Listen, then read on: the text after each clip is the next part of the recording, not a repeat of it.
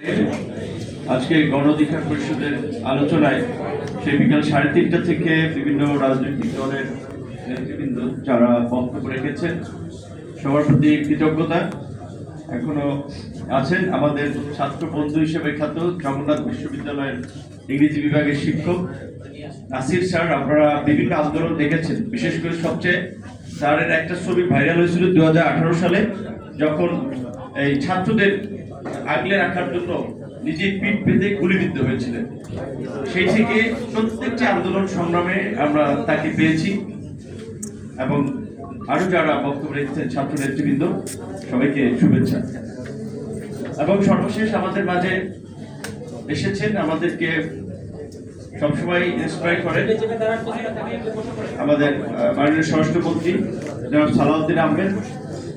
আজকের আলোচনা জুলাইয়ের উপরে, যে জুলাইয়ের রক্তস্নাত জুলাই প্রেক্ষাপট রক্তের ঋণ এবং পথে বাংলাদেশ। প্রেক্ষাপটটা আমরা সবাই জানি যে বিশেষ করে দীর্ঘ 1.5 দশকের একটা স্বৈরাচারী অত্যাচারী ফ্যাসিবাদী শাসন ব্যবস্থা, যেটা এসেছিল একটা বিদেশি নীল নকশার অংশ হিসেবে 1/11 এর মধ্যে দিয়ে। আপনারা জানেন যে ওয়ার অ্যান্ড টেরর পলিসিতে বাংলাদেশে বিশেষ করে বিএনপিকে সে সময় টার্গেট করেই কার্যত ক্ষমতাচ্যুত করা হয়েছিল এবং তাদের এই নীল নকশায় 1/11 এর সরকার এবং আওয়ামী লীগের ক্ষমতা আসা এবং বাংলাদেশকে যারা একটা অস্থিতিশীল ভঙ্গুর ব্যর্থ অকার্যকর রাষ্ট্র হিসেবে দাঁড় করিয়ে রাখতে চায় তাদের রাজনৈতিক স্বার্থ হাসিল করার জন্য, তারা 2008 সালে আওয়ামী লীগকে ক্ষমতা এনেই প্রথম বাংলাদেশের স্বাধীনতা সার্বভৌমত্বের অতন্ত্র প্রহরী সেনাবাহিনীকে পঙ্গু করার জন্য সেনাবাহিনীকে টার্গেট করেছিল। 2009 সালে সেই পিলখানার হত্যাকাণ্ডের কথা আপনারা সবাই জানেন। এবং বাংলাদেশের গণতন্ত্রকে নির্বাসনে পাঠানোর জন্য একদলীয় শাসন ব্যবস্থাকে পাকাপোক্ত করার জন্য বাংলাদেশের ইতিহাসে যে একটি সামাজিক চুক্তি বলি রাজনৈতিক চুক্তি ছিল কেয়ারটেকার ব্যবস্থা নির্বাচনের ক্ষেত্রে, সেই কেয়ারটেকার ব্যবস্থা 2011 সালে বিলুপ্ত করে বাংলাদেশকে একটি সাংবিধানিক সংকটের দিকে ঠেলে দিয়ে বিরোধী দল তৎকালীন সময়ে বিএনপিকে নানানভাবে অত্যাচার নির্যাতন গুম খুন চালিয়ে এদেশের জানে যে কোনো আন্দোলন সংগ্রাম সংকটে ইসলামী মূল্যবোধের ধর্মীয় আলেম ওলামার একটা ভূমিকা রাখতে পারে। তাই 2013 সালে শাপলা চত্বরে কিভাবে বর্বরচিত হত্যাকাণ্ড চালিয়েছিল দেশের আলেম সমাজের উপরে, এবং 14 সালের সেই বিনা ভোটের নির্বাচন যার মধ্যে দিয়ে বাংলাদেশে একটা স্থায়ী কর্তৃত্ববাদী স্বৈরাচারী শাসন ব্যবস্থা ঘিরে বসেছিল। অনেকে হাল ছেড়ে দিয়েছিল বোধহয় শেখ হাসিনার জীবদশায় এই বাংলাদেশের মধ্যে পরিবর্তন হবে না। ঠিক এরকম একটা ফ্যাসিবাদী শক্তির বিরুদ্ধেও রাজনৈতিকভাবে বিএনপি তার মিত্রদেরকে নিয়ে লড়াই সংগ্রাম চালিয়ে গেছে। দেশে থেকে দেশের বাইরে থেকে নির্বাসিত থেকে বিএনপির বিভিন্ন পর্যায়ের নেতৃবৃন্দ এই আন্দোলনকে আপনারা দেখেছেন। সে সময় সালাউদ্দিন ভাই যুগ্ম মহাসচিব ছিলেন, প্রায় পার্টির বক্তৃতা সংবাদ বিজ্ঞপ্তি আপনার মিডিয়াতে দিতেন। আমরা শুনলাম হঠাৎ করে তিনি উত্তরার বাসা থেকে নিখোঁজ হলেন এবং পরবর্তীতে তাকে পাওয়া গেল কোথায়? ইন্ডিয়ার শিলংয়ে। বাংলাদেশের আইন শৃঙ্খলা বাহিনী বাংলাদেশের একজন সাবেক মিনিস্টার একটা পার্টির সিনিয়র নেতা তাকে তুলে নিয়ে গেল এবং ইন্ডিয়াতে তাকে পাওয়া গেল। এবং এটা পরিষ্কার যে আমাদের এই প্রতিবেশী রাষ্ট্র এই ফ্যাসিবাদী রাষ্ট্র ব্যবস্থার সাথে এমন ভাবে সম্পৃক্ত ছিল যারা বাংলাদেশকে একদলীয় শাসন ব্যবস্থা কায়েম করার জন্য বিরোধী দলকে নির্মূল করার জন্য এই গুম খুনও তারা চালিয়েছে।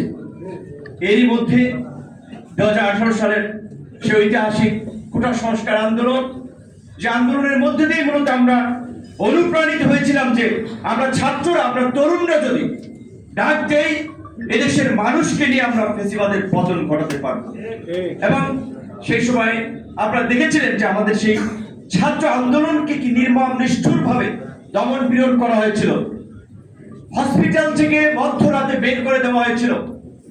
উত্তরাতে 1 সপ্তাহের মধ্যে 4টি হসপিটালে চিকিৎসা নিয়েছি।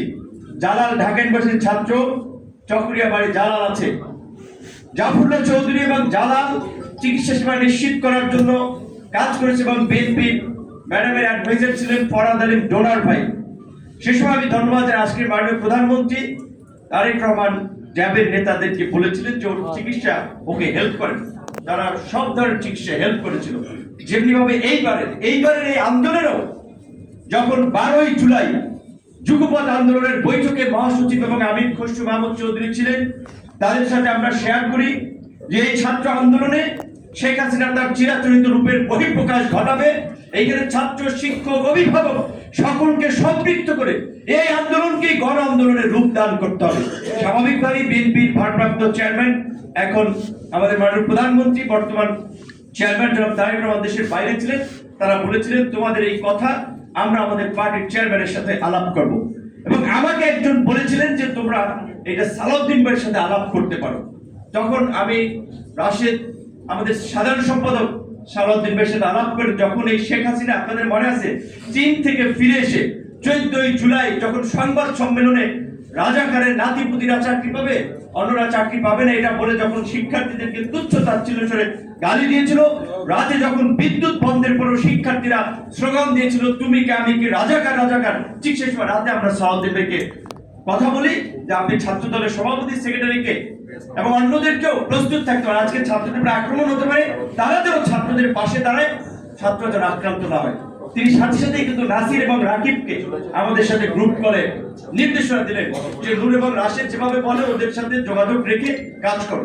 পরবর্তী 15ই জুলাই ঢাকা বিশ্ববিদ্যালয়ের শিক্ষার্থীদের উপর যেভাবে আক্রমণ করা হয়েছিল এবং ছাত্রলীগকে ক্যাম্পাস থেকে বিতাড়িত করা, রাকিব, নাসির সহ এই নাজমুল, মোল্লা, বিনিয়ামিন ছিল, আমাদের সানাউলের সাথে আলাপ করে আমরা বলেছি যে প্রস্তুত থাকতে হবে। সাধারণ শিক্ষার্থীরা অনেক সময় সংগঠিত থাকে না, রাজনৈতিক ভাবে আমাদেরকে লিডটা দিতে হবে, সামনে সাধারণ শিক্ষার্থীরাই থাকবে।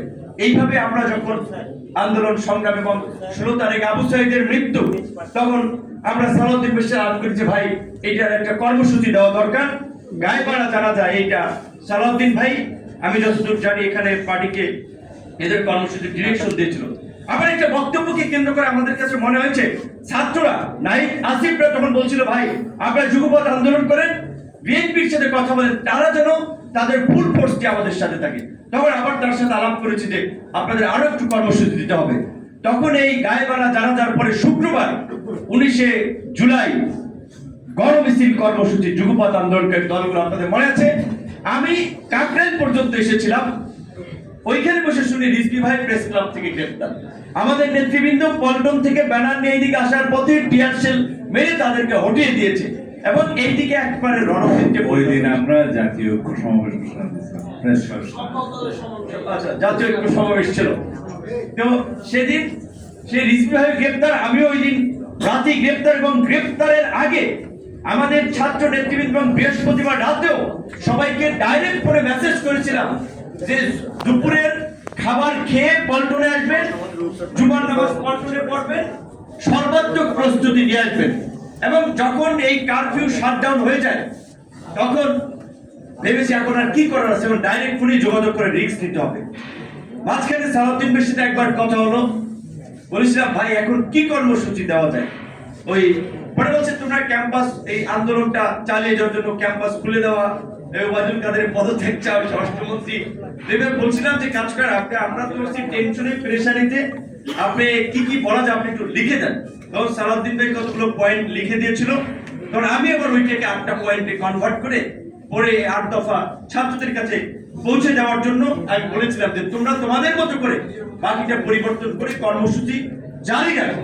এবং নাহিদের বাবা বিএনপি বাড্ডা অঞ্চলের নেতা, আপনারা জানেন, আসিফ ওরা তো একসাথে আমাদের সাথে ক্যাম্পাসে রাজনীতি করেছে, আক্তারকে সবসময় জামাত শিবির বলে।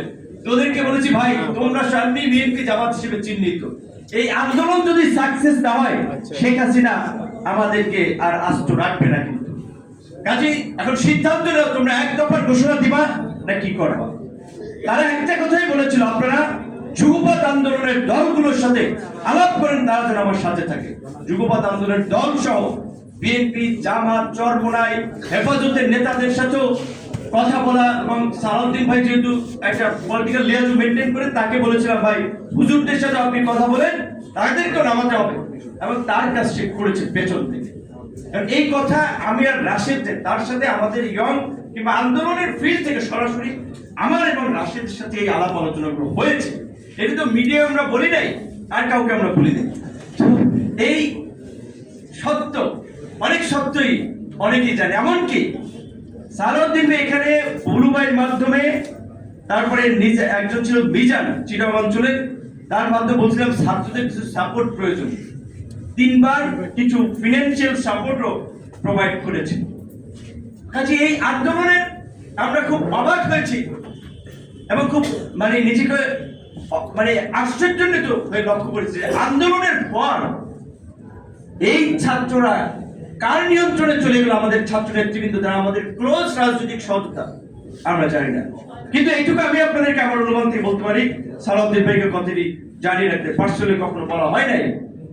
অনেক বিদেশি এনজিটি, গোয়েন্দা সংস্থা অনেকেই আন্দোলন করার জন্য, আর্টিফিশিয়ালি সাপোর্ট করার জন্য আমাকে অনেকভাবে বলেছিল। আমি পরিষ্কারভাবে বলেছি যে এই প্রক্রিয়ায় সরকার প্রধান সম্ভব নয়, আমরা গণতান্ত্রিক পদ্ধতির রাজনৈতিক দলগুলোকে নিয়ে আন্দোলন গড়ে তুলতে হবে। কিন্তু আমি পরে জেনেছি, জেল থেকে বেরো, যেটা আমি জেলে চলে গিয়েছিলাম, যে আন্দোলনের শেষ দিকে, শেষ 4-5 দিন বিশেষ করে আন্দোলনে আমাদের একটা বাইরের কমিউনিটি এখানে নিয়ন্ত্রণ নেওয়ার জন্য আমাদের ছাত্র নেতৃবৃন্দকে কাউকে কাউকে দূতাবাসেও রেখেছিল। কথা মিলাই এই দূতাবাসের পার্টি ইন্টারিম গভর্নমেন্টকে তাদের নিয়ন্ত্রণে রেখে তাদের ফায়দা হাসিল করার জন্য নির্বাচন নিয়ে তালবানা করেছে, একটা পার্টি বানাইছে। ছাত্ররা যেই ভাবে, সারা দেশের ছাত্ররা এই যে কয়েকদিন 5 তারিখ থেকে 8 তারিখ পর্যন্ত ট্রাফিক ছিল না, আইন শৃঙ্খলা বাহিনীর দায়িত্ব ভলান্টিয়ারলি ছাত্ররা পালন করলো, সারা দেশে একটা অপরাধ প্রবল ঘটনা ঘটলো না, মানুষ যার যার জায়গা থেকে বলাচলের দায়িত্ব নিয়ে এনেছে। এইরকমের একটা ঐতিহাসিক সুযোগ রাষ্ট্র গঠন আমরা পেয়েও আমরা দেখলাম ইন্টারিম গভর্নমেন্টের মধ্যে কিচেন ক্যাবিনেট তারা 9-6 ষড়যন্ত্র শুরু করে দিয়েছে। এমনকি জামাতকে প্যাট্রোনাইজ করে ক্ষমতায় নেওয়ার জন্য এই ছাত্রদেরকেও জামাতের পকেটের মধ্যে ঢুকাইতে প্রত্যেকটি নিয়োগ, আজকে পুলিশ বলেন, অ্যাডমিন বলেন, বিভিন্ন বিশ্ববিদ্যালয়, জ্বালানির বিপিসি, বাপেক্স বলেন, অমুক কমিটি, তমুক কমিটি বলেন, সমস্ত জায়গায় ছাত্র নামে এই ছাত্রদেরকে ব্যবহার করে শিবির জামাতের লোকদেরকে পদায়ন দেখছে। নির্বাচনের সময় তো আরেক তেলেসমতি কাণ্ড, ব্যাগ ভর্তি বিমানবন্দরে টাকা নিয়ে গ্রেফতার হয়। কি পরিমাণ টাকা! আমার এলাকায় ভোট নাই, তেমন ভোট পাইছে 28,000 বোধহয়, তাও দেখেছি কি তৎপরতা, মনে হয় ওইখানেও এমপি হয়ে গেছে। ওখান তো ওরকম অবস্থা নাই। সোশ্যাল মিডিয়াতে এটা এমনি না, এটা জনমত গঠন না, এটা নিয়ন্ত্রণ করেছে প্রযুক্তি। সালাউদ্দিন ভাই মতো পপুলার মানুষ, সিনিয়র মানুষ, বিএনপি যারা এক একজনের 4-5 বারের এমপি আসন থেকে, দেখবেন সোশ্যাল মিডিয়াতে দেখাইছে জামাত সেখানে 80%, বিএনপি 20%। মনে হয়েছে যে সরকার তারা গঠন করে ফেলছে। এবং আমার দুঃখ লাগে যে আমাদের ভাইরা, আমাদের বন্ধুরা, সহযোদ্ধারা আজকে নিজের একটা রাজনৈতিক ভিত্তিতে দাঁড়ানোর আগেই জামাতের ভিত্তিতে, জামাতের জুতা পায়ে দিয়ে দাঁড়াই গেছে। জামাতের মধ্যে যখন এরা ঢুকে গেছে, এখন বলেন এদের দ্বারা মানুষ অল্টারনেটিভ কিছু রাজনীতি পাবে? জামাতকে যারা ভালোবাসে, সমর্থন করে, তারা তো জামাতের মধ্যে আছে। আবার এখন এই বিভাগীয় সমাবেশ করছে, জুলাই পদযাত্রা, এটা আমরা জানি, এই সব লোক জামাতে। আমাদের বন্ধুরা ইন্টারিমের সময় মিছিল করছে, মিটিং করছে, পার্টি হয়েছে, সংসদ ভবনের সামনে লোক আনছে, ডিসিদেরকে চিঠি দিয়ে গাড়ি ফ্রি করে, লোক সব জামাতের। কাজে তারা দেখানোর জন্য আর জামাত ছাড়া আর বের হইতে পারতেছে না। এমনকি আবার আমার কয়েকজন সহকর্মী ছিল, সরাসরি আমি 2-1 জনকে জানি তারা জামাত ছিল না, কিন্তু তাদেরই অনেকেই বলতেছে যে এমপি যে হয়েছে এই 6 জন সবাই ছাত্র শিবিরের শিষ্য। তাহলে তারা আরেকটা জামাত